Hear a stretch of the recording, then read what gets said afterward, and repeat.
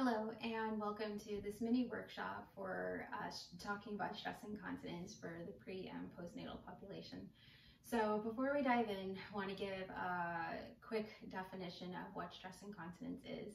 So if you've never heard of that term before, incontinence just specifically talks about not being continent, and not being continent means not being able to have that control in order to prevent the leakage, whether it's of urine or of feces. And so what happens with stress incontinence is that you'll get leakage, but what spurs that on, or what causes it, is because of some type of stress that's applied to the body. And so that could be with coughing, sneezing, laughing, picking things up. So if you're picking up your baby, if you're picking up the car seats, anything like that. And with all of those stresses or stressors that are applied to the body, it increases the amount of intra-abdominal pressure. And so the amount of intra-abdominal pressure increases, then that's going to put a lot more pressure on the pelvic floor diaphragm. And so I'm not going to go too much into the anatomy of what's going on with the respiratory diaphragm and the pelvic floor diaphragm, but essentially what happens is that you want to think of the respiratory diaphragm, so that sits up underneath your rib cage, and then you have the pelvic floor diaphragm, which consists of all of your pelvic floor muscles, and that houses pretty much all of your genitourinary visceral organs.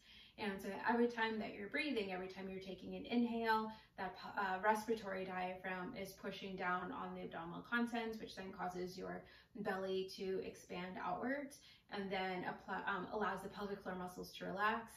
And every time that you're taking an exhale, pelvic floor diaphragm should reflexively go back up into a resting tone, or its resting position.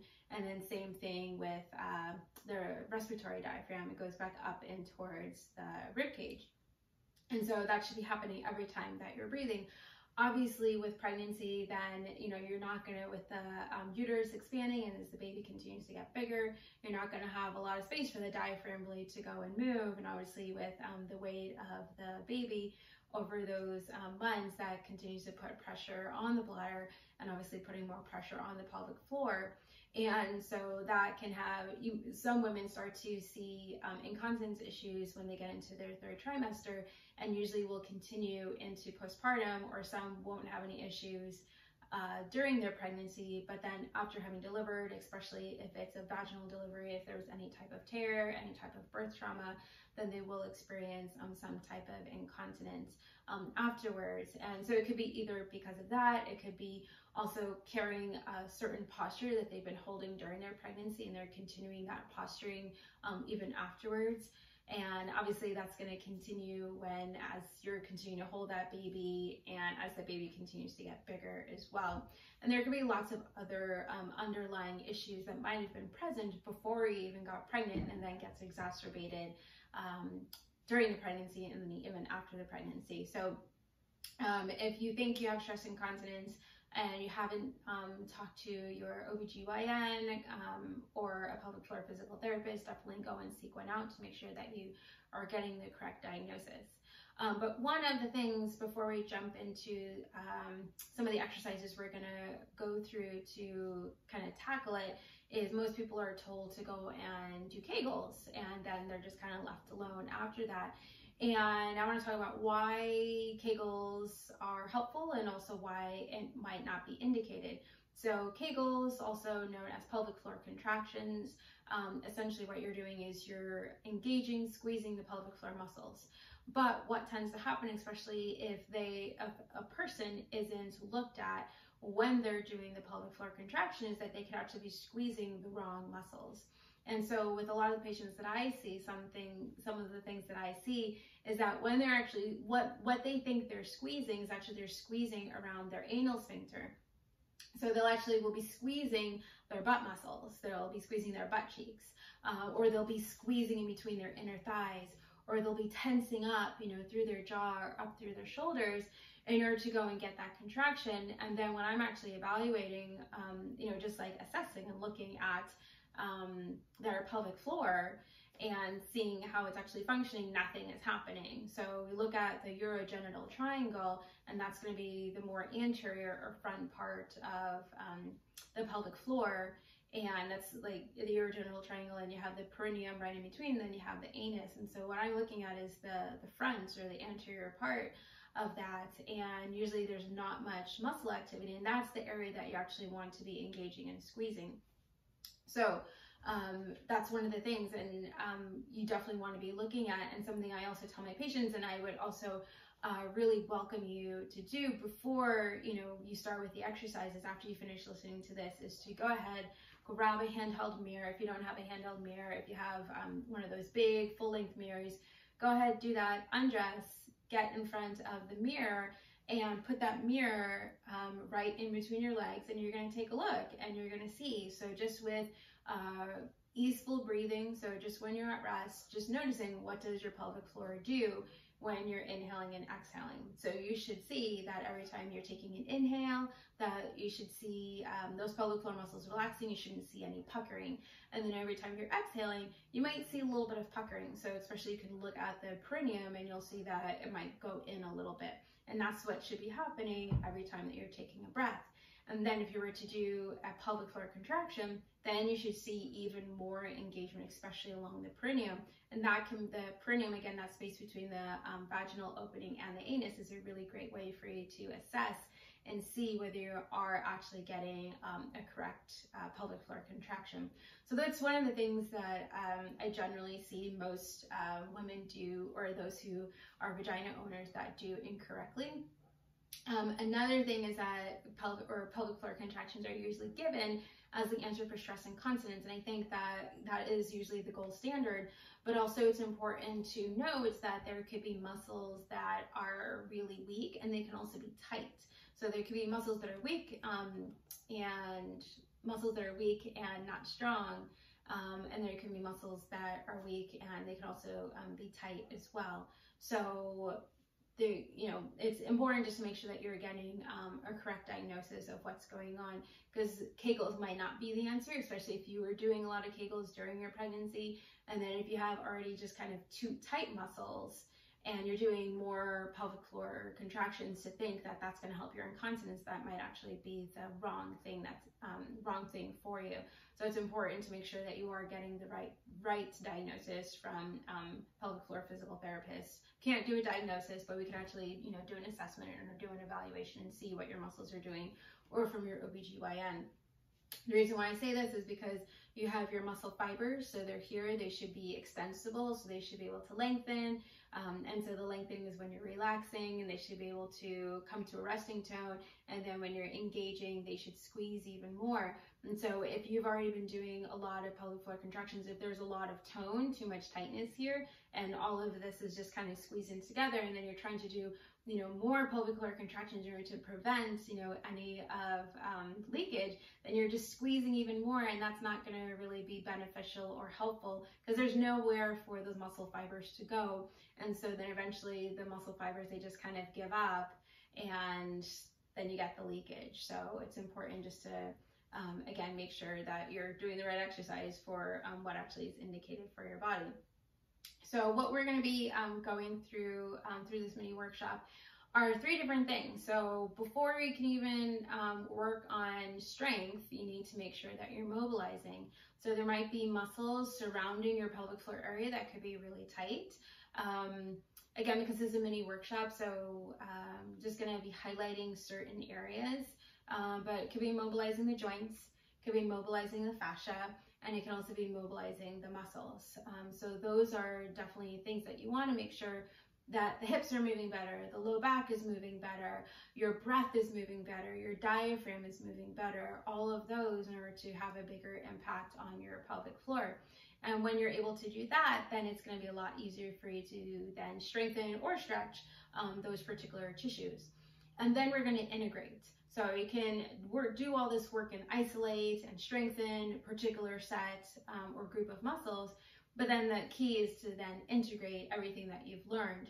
And so we'll spend some time at the 3rd portion of the exercises to talk about some ways that you can integrate a lot of these exercises, some that you can do right here while you're on your mat, and then others that you can also do just when you are with your baby, or when you're doing laundry, or any type of exercise, if you're just starting to get back into an exercise program, that you can take some of these principles and add that as part of your routine. So before you jump into the exercises, one thing that I would like for you to do, as I mentioned, is to go ahead, grab a mirror, take a look and see what your pelvic floor muscles do naturally, and just with restful, easeful breathing.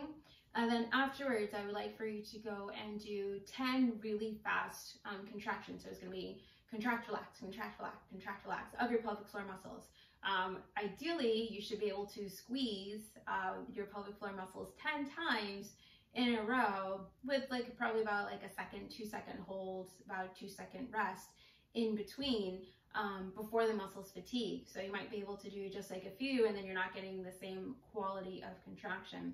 And then, so that's looking at the fast twitch fiber muscles.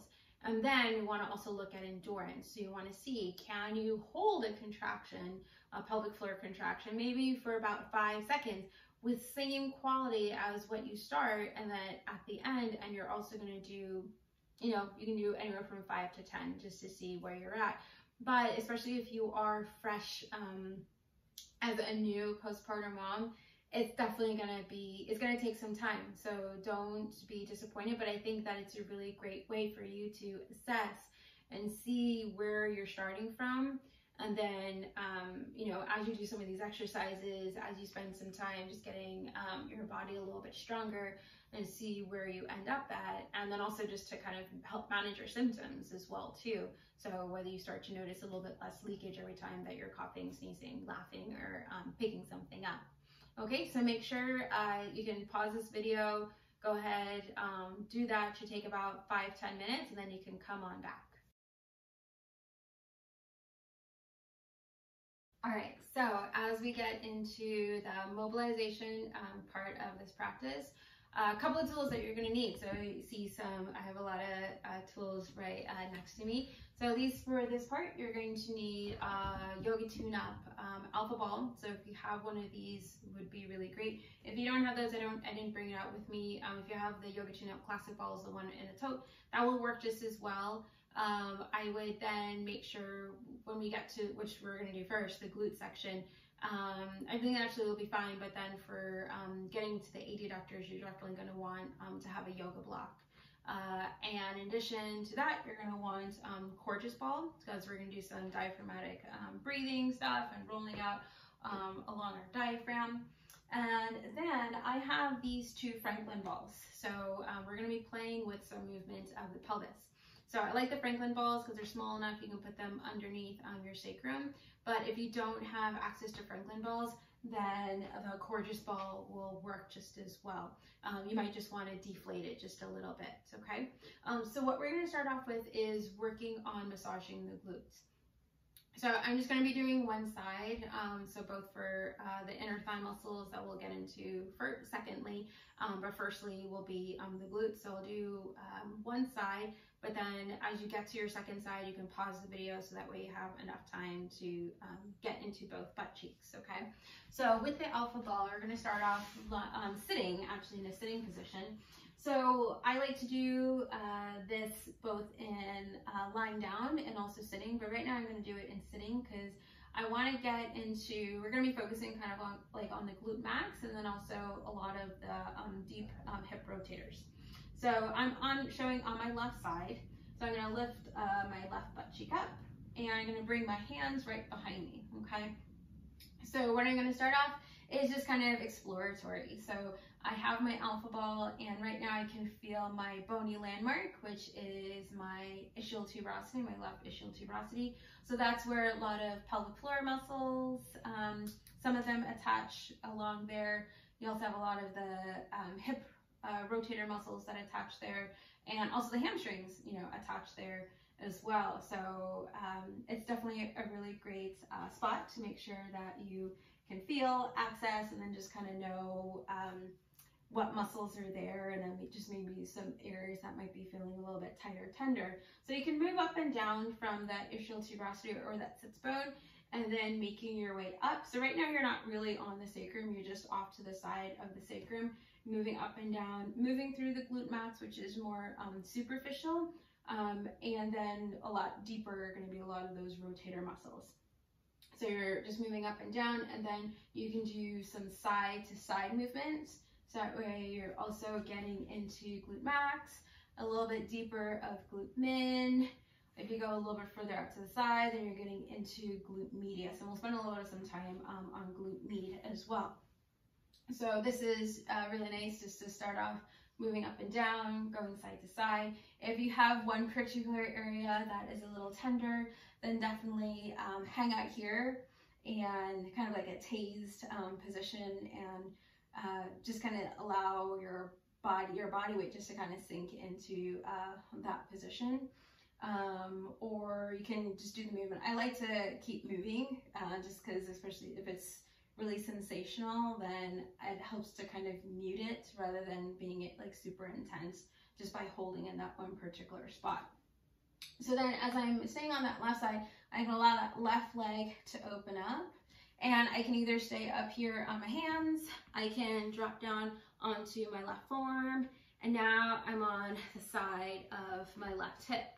And then I can again move up and down. So now I'm finding some other bony landmarks. So as I'm on the side of my hip, as I move further down towards my leg, then I am on the greater trochanter. And as I move a little bit further up, then I'm just along the top part of my hip, or the iliac crest. And that's where the glute med is situated. And so again, you can find a particular hot spot. I like to do a little bit of mobilization as well. So as I kind of press firmly into that tissue, then I can allow that left leg to come up. That's going to lengthen those tissues a little bit more. And then as I bring it back down, it shortens it. I can straighten out this leg. And if you have a nice hardwood floor, then you can kind of do some bicycle circles, going in one direction, going in the opposite direction. And then you can bring it back. And again, just kind of moving, almost like a clamshell type of movement here. And then you can come back up. So, because I want to get into some other areas, so feel free, again, just to pause, spend a little bit more time, do the same thing on the other side. One thing I didn't mention, well, actually, you can do this even right now, is that you can just come into a seated position. So whether legs out in front or cross-legged, and just feel the difference between your left hip and your right hip. So whichever one that you rolled out on, compared to the other side that you haven't rolled out on. And just noticing whether that side just feels a little bit more grounded, maybe even feels like a little bit fluffier, and just fluffing up a lot of those butt muscles. And also, like, if it was just holding a lot of tension, especially if you're a butt gripper, or you kind of tuck your butt under, especially when you're walking. You know, there's actually a interesting, I don't remember if it was a study, but there's an article actually that I just, someone had posted, that a lot of postpartum women notice that they kind of lose their butt, you know, after having a baby. And again, I think it's perpetuated by the posturing that's held, you know, while you're pregnant, so that all of that weight is going forward, and so you're just kind of like tucking your pelvis under, and you're working with your body in order to try to create a little bit of some balance.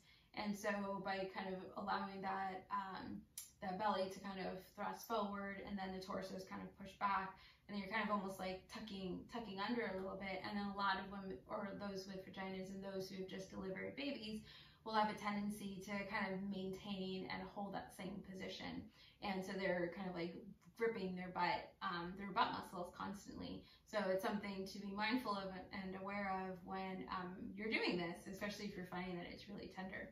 So if you haven't done the other side, make sure you do the other side. What we're going to get to next are going to be the adductors, or the inner thigh muscles. So as I mentioned, if you don't have that alpha ball, then you want to make sure that you have a block. And then what you're going to do is you're going to sandwich the ball between the block and then your inner thigh. Because the alpha ball is pretty big, I don't need to use the yoga block. So I'm going to do my right leg, just so I can you can see what I'm doing here. So I'm going to start off with lying on my belly, and then that left leg is back behind me, and that right leg is bent at about 90 degrees. So I'm going to take this alpha ball, I'm going to place it along the length of my inner thigh, okay? And so I like to start off with just kind of close to my knee, and then I'm going to work my way up towards my pubic bone. And so as I'm here, I'm going to just start off, I'm propped up on my forearms, and I'm going to move side to side. So as I move side to side, I'm working with the direction of these muscles. And then I can also lift that leg up slightly, and then I'm going in a cross-fibering direction of those adductors. So for a lot of people, as you get closer to your knee, it's pretty tender, just because there's a convergence of 3 sets of muscles, and that's the pes anterior, and that's usually really, really tender for a lot of folks. So if you don't want to spend too much time there, that's totally fine. I'm doing a little bit of some circles here, going clockwise, going counterclockwise. And then, just taking maybe, 30 seconds on each spot, and then I'm just going to continue to work my way a little bit further up. And then again, I can go up and down, I can go side to side. So as I move like more towards mid-belly, for me, it's not too intense. I'm going to just kind of work my way up. Again, do what feels right for you. So if you're just finding like everything is just super tender, again, you can always pause this video and then spend a little bit more time here. So I'm going to go all the way up, and actually, as I get higher up, then I actually will need the block. So I'm going to bring the block over. So I'm going to have the block here. I'm going to place it in a, so it's parallel with my yoga mat. I'm going to sandwich that alpha ball right in between, so I have just enough pressure. And so now I'm up here pretty high up on one of the longer adductor muscles, the gracilis, so that runs all the way from the pubic bone all the way towards the knee. So you're definitely getting into that adductor. But the one that usually tends to be really, really tight on a lot of folks, and it's actually one of the shorter muscles, and actually sits, pretty high up, is the pectineus. Whew. And so that can be really, really, again, tender for a lot of folks. So again, I am just cross-fibering, going back and forth. What I was doing before was going just side to side. I can also just hold, so I'm going to pin that muscle down, and then I'm going to stretch. So I'm lengthening those adductors. So you can play with those 3 different movements. Okay, and then I can even pin that muscle down, and then I can mobilize through that hip joint. So I'm moving into internal rotation, going into external rotation as well. Okay, so that's the adductors. And then again, you can spend as much or as little time as you like. Obviously, the more time that you do a lot of the self-myofascial release work, the easier that it gets. So you don't want to just have it be like a one and done. You actually need to dedicate time, to this work in order for you to really see some of the effects and the changes. So those are the 2 areas that we're going to do with the alpha ball or with the Yoga Tune-Up Classic balls. So what we're going to move to next is the gorgeous ball. So I already have mine blown up. This is about the girth that I usually use. So if you find, you can start off with it. If you find that it just has too much air, then take some of the air out. If you've never done any type of abdominal work before or massage work around your diaphragm or your abdomen, then I would definitely recommend to take some of the air out. So it's going to be a lot more comfortable for you. And again, the more you do it, then you'll be able to, put a little bit more air in there, in the ball, which will then put a little bit more pressure into those structures that you're working with. So we're going to move into the diaphragm. So I'm going to take the gorgeous ball. It's going to be situated just at my belly button, and I'm going to be lying on my belly. So I like to do directly on skin. So if, especially if you have kind of a shirt that moves around, it's not tight, then you'll definitely want to lift your shirt up so it can get a little bit better mobility there. Okay. So I'm propped up here on my forearms. I have my toes tucked under just so I can help, drive my body into different positions a little bit easier. And so I'm going to start off with just rolling side to side. And so this, I would also recommend, so especially if you are postpartum, that you probably don't do this you know, this particular massage work, I would probably wait till about, you know, 6 weeks into postpartum. If this is something that you have done before and you are very, very confident and familiar with your body, and you know what you're doing, then, you know, I would be really gentle with this area. I probably wouldn't have as much air in the ball as I do right now. I would probably have a little bit less. I probably even wouldn't be laying on it. I would probably just, can either be on your side, so that way you're working more on your obliques, because you can definitely still impact the diaphragm, or then you can just be sitting up, and then you can just be putting pressure, again, doing it directly on your skin, and then you can even twist it, and you can help mobilize the fascia. That's going to be a much more gentler way to do this work, rather than putting your full body weight on it. So again, that's like if you're, again, newly postpartum and have never really done this type of work, you really want to be working gently as you do this. So I can move side to side and just breathing and feeling what you feel, especially with pregnancy. A lot of the oblique muscles, so a lot of those side muscles, will definitely be very much underused, just because you haven't been doing much rotation. The breathing has been impacted, not breathing as much, because the internal obliques, you know, play a big part with regards to expansion of the rib cage. So everything might be feeling kind of tender. So again, just be really gentle with yourself.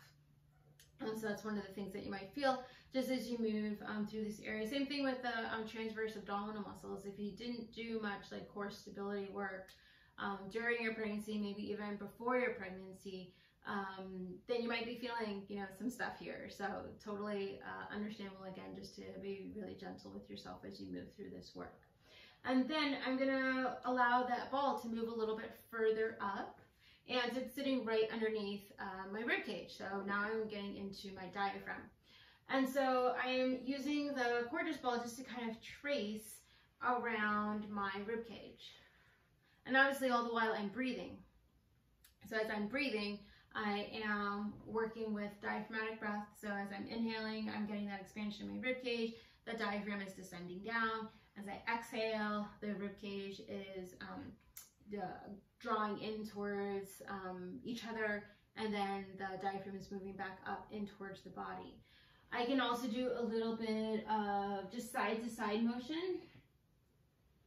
So whether you can trace along the diaphragm, or again, just move side to side. And then I can also, just because I'm stuck in between two couches, so it's going to be a little bit harder, but then I can also, as I hold it on my forearms, to move up and down along the length of my sternum.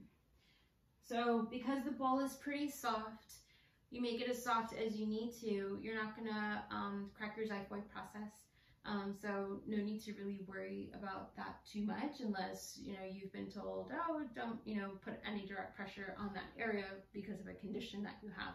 But otherwise, the ball is pretty soft, that you can do this work without doing any damage there, okay? And just noticing the state of your breath while you're here, noticing how the diaphragm is feeling.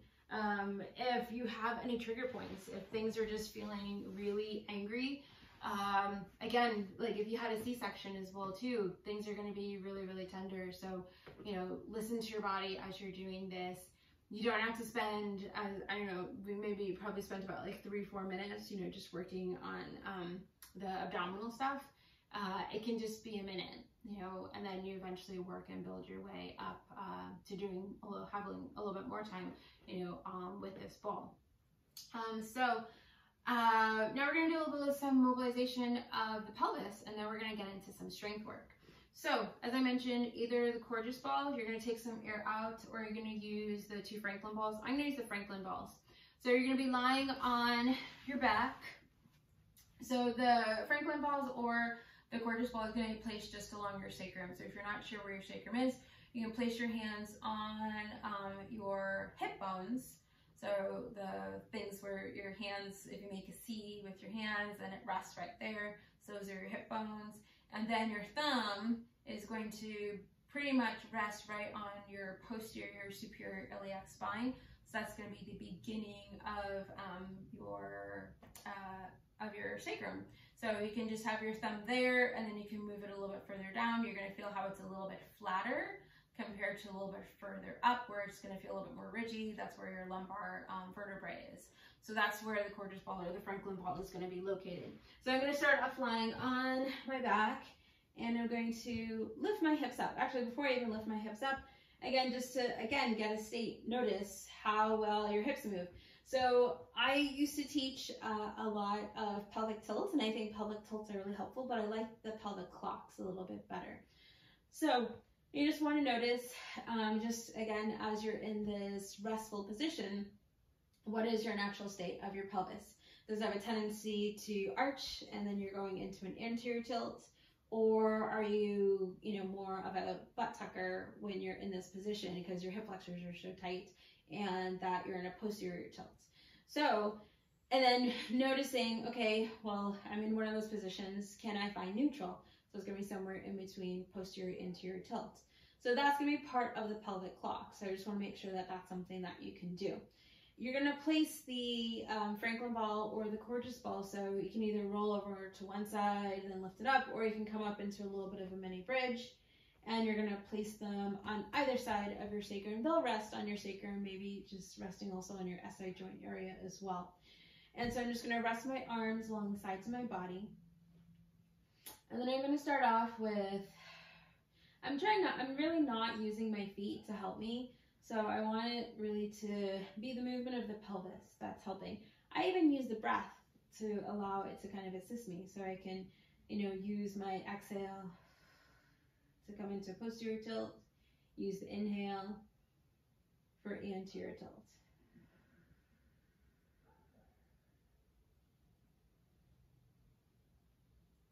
And then just moving that back and forth. And it should be nice and relaxing, just to kind of get this movement.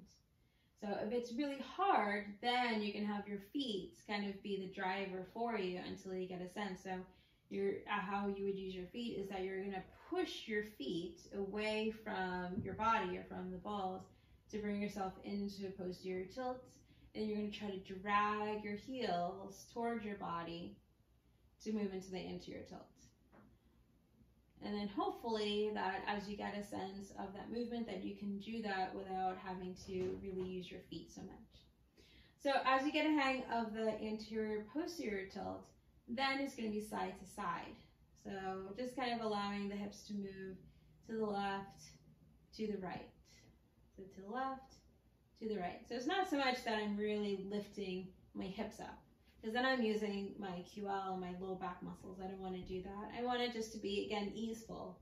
So just that the pelvis just kind of tips to one side, tips to the other side. Again, it's really subtle movement, okay?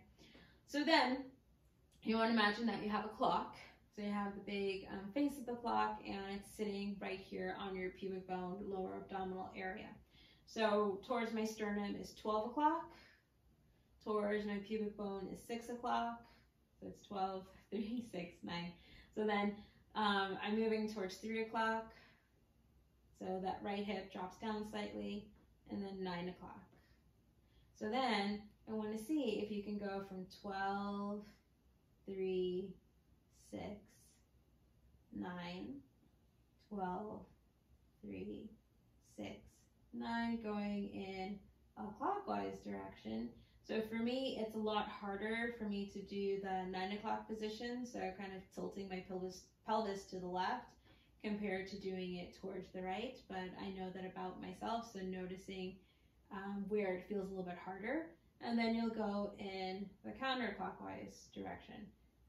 So where you go from 12, 9, 6, 3, 12, 9, 6, 3. So when you start doing this, it might feel kind of staccato. So it's like 12, 9, 6, 3. I would like for it to eventually almost move into like you're doing a circle. So if you've ever seen like Haitian dancers or belly dancers and how they move their body, or actually how they move their pelvis and how they move their hips, but then their upper part of their body is extremely still. That's what you're looking to try to do. And that you can go back and forth. And what I like about this is you're engaging your pelvic floor. So especially every time that you're coming into that 12 o'clock position, you're lifting your pelvis up. You're actually creating that engagement. You're also exhaling as you're doing that and getting those lower abdominal muscles to engage. And you can think like, okay, every time I go into that 12 o'clock position, that's an opportunity for me to squeeze. And then I can relax as I move into the other directions. I move back into that 12 o'clock and I squeeze, relax as you go back into the other position. Same thing as you do reverse. If you can't get that just yet and you're still just working with anterior posterior tilts, then again it can be exhale, I squeeze, anterior tilts, relax, exhale, squeeze, inhale, relax. Okay, so those are the pelvic clocks.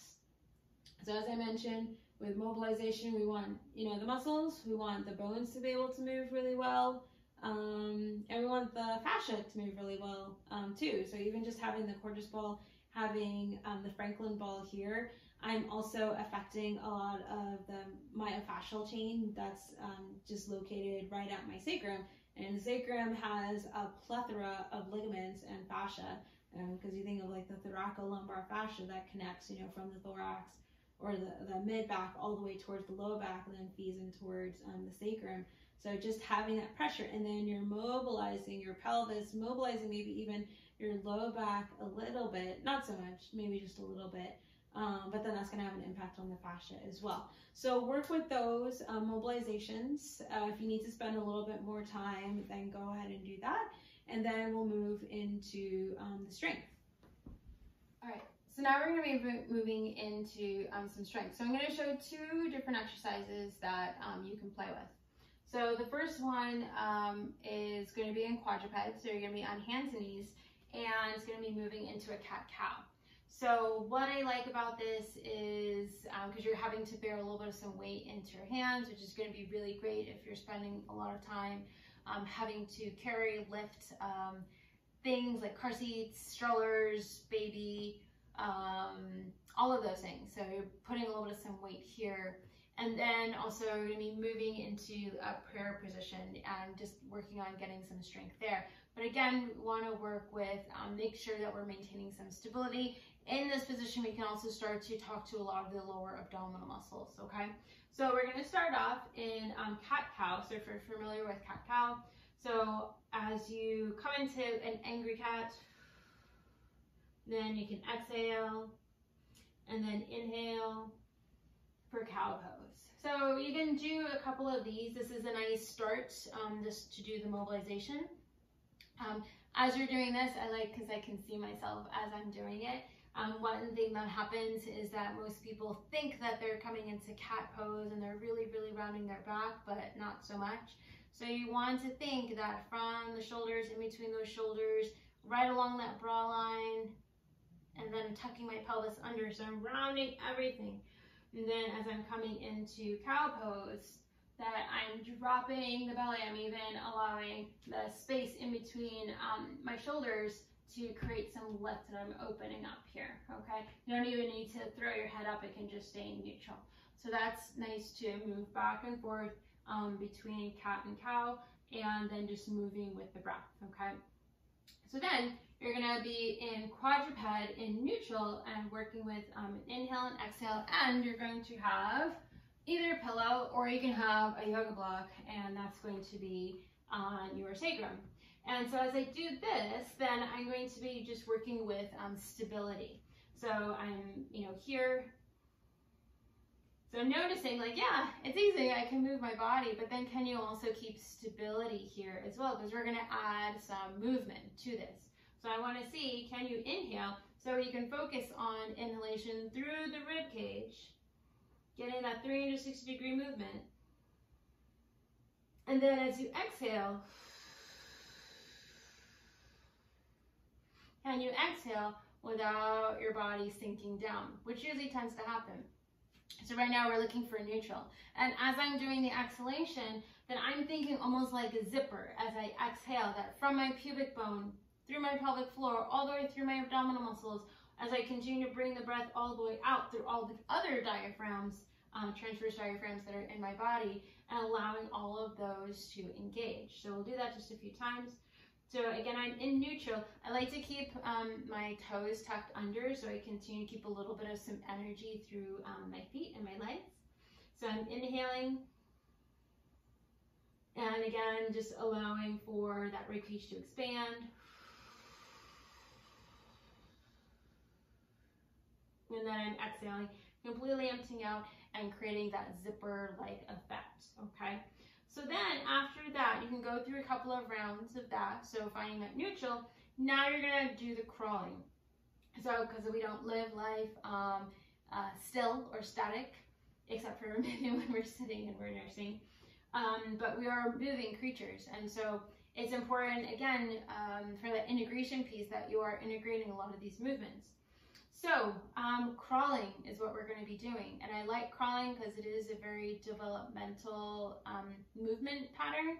A lot of us maybe didn't spend a lot of time in crawling, but it's a really great way of repatterning our movements, and also to work on that contralateral movement, because that's how we walk. You know, it's opposite arm, opposite leg. Same thing that should be happening when we're crawling. So we can do it in crawling, we can definitely do it much better when we're walking. So where you're going to start off, so you have that block that's still there. The block is there to make sure that you're not lifting your pelvis up. Just because I want to stay in the view of the camera, I'm not going to go very far. But again, it's small movements, okay? So I'm going forward, and then I'm really pressing into that leg. So I lift, I'm hovering, that opposite arm, opposite leg, and bringing it back. Pressing into that arm, don't allow that shoulder to collapse, or really lift. And then that core staying nice and engaged, so that way my pelvis isn't tilting, and then moving it back. And keep your gaze down, so you don't aggravate your neck. I think I'm moving into the couch. And then, again, I move myself, sorry, my earpiece is falling out. And then I move myself forward again. And you're breathing. So it could be inhale to prepare, exhale as I lift and move forward.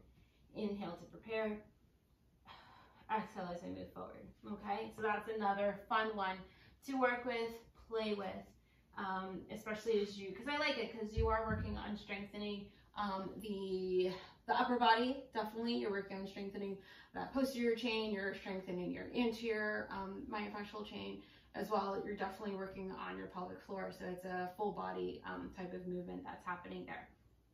So the last one is moving prayer. So with this one, you will need the cordless ball, or just something for you to squeeze, and also something to hold. So you can either use a water bottle. Here I have like a 10-pound kettlebell. Doesn't have to be super heavy. It can be something really light. But I'm going to have the cordless ball in between my thighs. And so what you're going to be doing here is you're going to be inhaling as you come into prayer pose. So we'll do it without the weight first. Inhaling as you come into prayer pose. And then exhale as you come up to stand. So with the action of the inner thighs squeezing, when we do that, then that's going to get the lower abs to engage. That's also going to get the pelvic floor. So it's nice to, especially if you're having a really hard time to actually get the action of your pelvic floor engaging, to get some of those other surrounding muscles to engage and to squeeze. So it's not just the glutes or those butt muscles, but think of squeezing the inner thigh muscles. So it's nice to have a ball, cordless ball that you're squeezing in between. So I want to think that as you're doing that, you're squeezing that ball, you're engaging the lower abs, and you're doing that in order to help to stabilize, so that way you're not kind of dumping into your low back, okay? And so you're gonna come back into that position, you're inhaling here. And what I like about this is that when you're inhaling and when you're coming into this position, your pelvic floor has to relax. So like as you're inhaling, as I mentioned at the beginning, you know, the pelvic floor is dropping down, it's relaxing. When you're in this position, everything's got to spread and open up. So make sure that you're allowing that to relax. That's your rest. That's your opportunity to rest. And then, so you're here in the prayer. And then exhale, you squeeze, you squeeze, you squeeze, you squeeze, you squeeze, and you lift. And you squeeze. Okay. So then to add the ball, so not the ball, sorry, the weight. So it could be the water bottle. You can fill it up with water. Here's a 10-pound kettlebell. So I'm just gonna keep it close in towards my body. My arms aren't gonna be lengthening. So I can inhale here, and I can exhale, and I just keep that kettlebell or that weight close in towards my body. So that way I'm also helping to counterbalance with everything that I'm squeezing down below and keeping a little bit of weight up here. And it's also just like a really nice challenge for my body as well. So again, I'm inhaling, exhale, inhale, exhale. One more time, inhale, exhale. Okay, so give those two exercises. I feel like they're really great starting positions. Starting exercises just to work on strengthening the core. And I like it because it's a full body. You know, it's not like, okay, your exercise is going to be pelvic floor contractions. You're just going to squeeze, and you know that you're doing pelvic floor contractions like every day and while you're walking around and then not doing them correctly. Again, the focus is that you're integrating them, because with stress incontinence, it's happening, you know, when you're doing an activity or when you're coughing, when you're laughing. So you want to make sure that intra-abdominal pressure, that you're getting that correct activation. So you're helping to go and control that. One of the things I didn't mention is that, you know, at the beginning of that, when I explained everything, so when you're doing the 10 times fast, 10 times endurance hold, is also to cough and see what your pelvic floor does as well. So something that happens is that some people will bulge through their belly, and if they're bulging through their belly, they're also bulging through their pelvic floor. So note and see, so you can just place one hand on your belly button, one hand on your lower abdomen, and then just notice when you cough, where does it go? Is it like, is it more through the belly button area? Is it more through the lower abdominal area? What should be happening is every time you're coughing, is that your belly should be going in. And as that's going in, then you're decreasing the amount of volume here. So you're decreasing that pressure here. The pressure increases up here, you know, so that way the rib cage is actually expanding every time that you're exhaling or expelling out. And so when you're decreasing here, then you're decreasing the amount of pressure that's being placed on the pelvic floor. So that way it's not going to create that leakage. So give those two a try, and then pause, you know, take as much time as you need to, and then we'll go to the integration. All right, so now here's the integration piece. So I'm not going to, one of the things of the integration is that you can do a lot of this work and you can also do isolation work. So not saying that you don't want to do pelvic floor contractions, like specifically focusing on the pelvic floor. I think that they can be helpful. So that way then you can integrate it with everything else that the body should be doing. So definitely do that. I'm not going to spend time talking about that because I want to focus more on the other pieces that I feel like sometimes kind of get left out, especially when it comes to stress incontinence and working on strengthening. So I want to talk more about how you can integrate some of this work. So I'm going to talk about two things. So one of them is something that you're doing every single day. Was getting up and down from the toilet, getting up and down from the chair. So working with a squat. So chair squats, or if you already do squats, so it can be like at the countertop squat as well too, or even a full squat if you're able to get down into a full squat. But I want to do chair squat just because we do get up and down, you know, from the toilet, from the chair all the time, and it's a really great way for you to work on the pelvic floor every time that you're having to get up and down from a chair. And then talk about the neck, okay? So here I'm just gonna use my couch. I have the cordless ball just handy because I think it can be a really great tool. So I'm at my chair, and so what happens also, another time that people will get some type of leakage is when they're coming up from sitting. So they could be sitting, again, they increase the intra-abdominal pressure, so they're like straining, and then they get up, okay? So we don't want that. So we want to make sure, again, that we're creating a good amount of engagement before we stand up. So one thing that can be helpful, for very similar to exercise that we just did when we were moving into that moving prayer exercise, is that you can take that cordless ball again, so now it'll be in between your legs. So you're going to be squeezing. So again, like to use the breath, so you can inhale to prepare. Oh, and then even before that, so if you notice that you do get a lot of leakage before you're about to get up, is to position yourself so that way you're sitting off the edge rather than here, because then you got to work a lot harder in order for you to be able to come up. So you're going to position yourself so you're at the edge, okay? You're going to be squeezing the ball, so you're going to inhale to prepare. And then as you exhale, be nose over your toes, and then you're squeezing, squeezing, squeezing. So all of that, think of that, just that myofascial chain from inner thighs all the way up towards the pelvic floor is squeezing as you come up to stand. And then as you come up into a sitting position, because this is an exercise, so then you can continue to squeeze, squeeze, squeeze. You can bring your arms out so that way you're counterbalancing as your butt goes back, your arms move forward. Squeeze, squeeze, squeeze with control. So squeeze, squeeze, squeeze as you come up, as you exhale, and then bring it back, counterbalancing with control. So my feet are very, very active here as I do this. I love doing chair squats.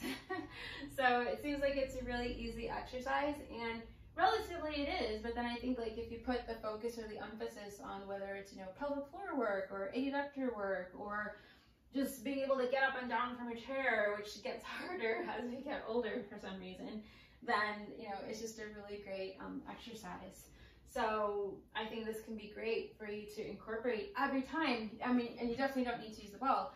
As this gets easier for you, you can take the ball out, and then it's a matter of can you maintain your alignment of having your hips over your knees and knees over your toes. So when you're coming up, it's like nose over toes.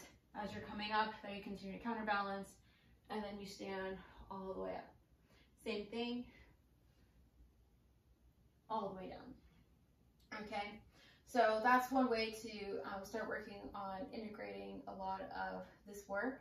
And then the last thing is something that you might have heard of that's called the knack.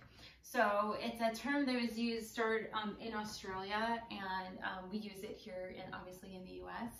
And what the knack is that you're doing these pelvic floor contractions just before you're about to go and cough, before you're about to sneeze, before you're about to lift something heavy.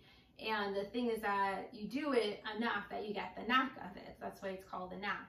So one thing that's really helpful, and there's lots of different cues that people give, is that there's a tendency that if you have to go and cough, that most people will kind of like, you know, kind of cross their legs or, you know, dip a little bit. And that's really helpful, you know, to go and do. So I'm going to keep my face in the camera. So that's helpful to do. I'm going to show actually, you know, for when you're about to pick something up. So this wooden block or cork block, it's a little bit heavy. So I'm going to just kind of practice the knack as I'm about to go and pick it up. And it's great because then I can also practice my squatting as well. So I'm coming into the squat, and again, like there's a lot of other different things that I'm doing here, like hip hinge.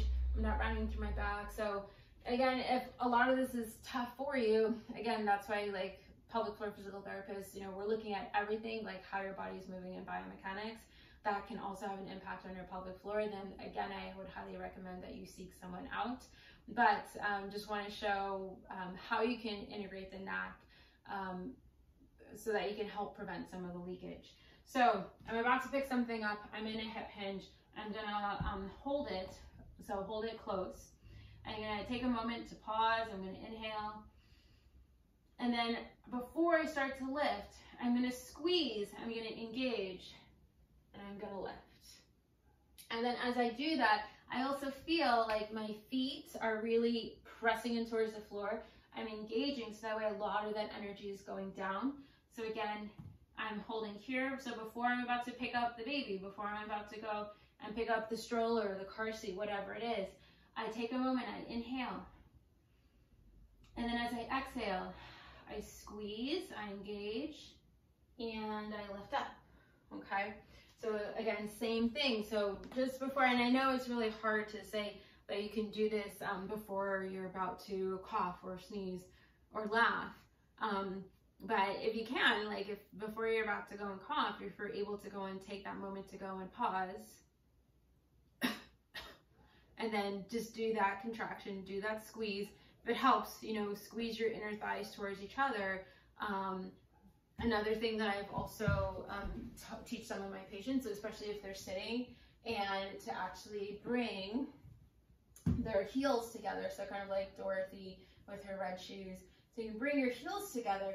That's also going to fire up the myofascial chain along the inner thighs as well, all the way towards the pelvic floor. So you can do that, just try that. Squeeze your heels towards each other. That squeezes everything, and then, or sneeze or whatever it is that you need to go and do. But again, in order for this to become more reflexive and so that you don't have to think about it, you do have to think about it. So you do have to be mindful and just really take those opportunities. So maybe, over the course of your day, especially if we get into cold and flu season pretty soon, and if you're going to be doing a lot of coughing, so if it's like maybe 50% of the time that you're coughing, that you're practicing the knack, then that's better than nothing, that your body, your brain, your muscles kind of get attuned to what they should be doing, okay? So give all of those a try. I'm hoping that this has been a really great introduction into some steps, some tools, things that you can do in order to help address your stress incontinence. So thank you so much for joining me.